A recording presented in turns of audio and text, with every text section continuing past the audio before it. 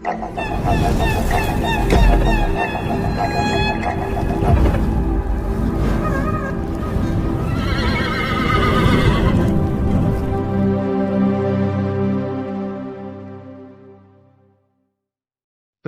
Pushpa 2 the రూల్ని ఒక యజ్ఞంలా రెండేళ్లుగా తీస్తున్న దర్శకుడు సుకుమార్ కోసం అల్లు అర్జున్ ఎంత సమయం ఖర్చవుతోందో చూసుకోవడం లేదు. మొదటిసారి ఒక తెలుగు హీరోకి జాతీయ అవార్డు వచ్చేలా చేసిన సుక్కుని ఇంతగా నమ్మడం మంచిదే.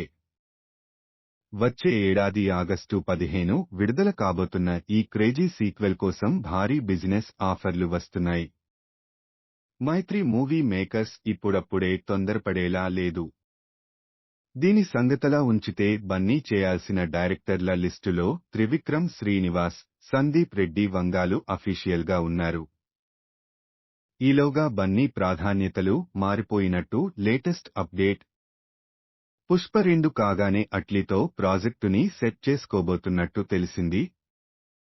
ప్రాథమికంగా కథకు సంబంధించిన చర్చలు జరిగాయని, ఫైనల్ వెర్షన్ ఇద్దరు కలిసి చర్చించుకున్నాక ఎప్పుడు మొదలు పెట్టాలనేది డిసైడ్ చేస్తారట. సంగతి ఏంటంటే అసలు దానికింకా స్టోరీనే రెడీగా లేదట. కేవలం ఒక లైన్ అనుకున్నారు తప్పించి బాద్షా నుంచి అంగీకారం రాలేదని తెలిసింది.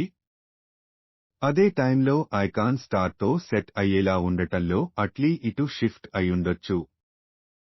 త్రివిక్రమ్ విషయానికి వస్తే గుంటూరు కారం రిలీజయ్యాక నానితో ఒక మూవీ ఉండొచ్చనే వార్త ఆల్రెడీ చక్కర్లు కొడుతోంది.